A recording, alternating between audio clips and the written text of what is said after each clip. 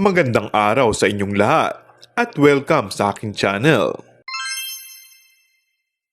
Sa wakas, ay tila may paglilinaw ng aktor na si Paolo Avellino hinggil sa totoong naging estado ng relasyon nila ng aktres na si Janine Gutierrez.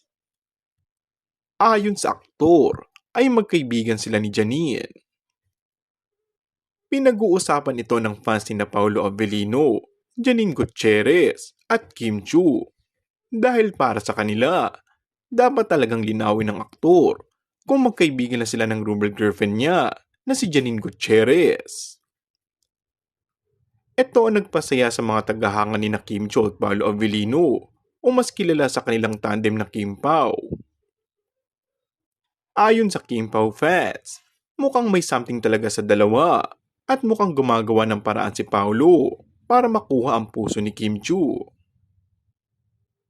Kamakailan kasi ay muling naungkat ang isyong ito na pakiramdam ng iba ay nag-iwasan ng dalaw sa pagdalo sa yumaong manager na si Leo Dominguez.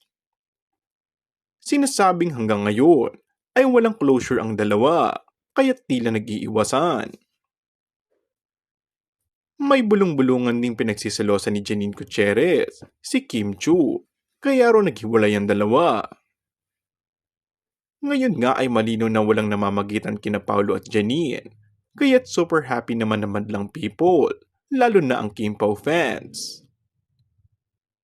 Ibang level na nga kasi ang closeness, matapos mapaamin si Kim Chiu na binubusog siya ng mga regalo ni Paolo, at nasa ligawan stage na nga ang dalawa. And that's all for our today's video. Kung bago ka lang sa aking channel ay mag-subscribe at pindutin na rin ang notification bell. Maraming salamat!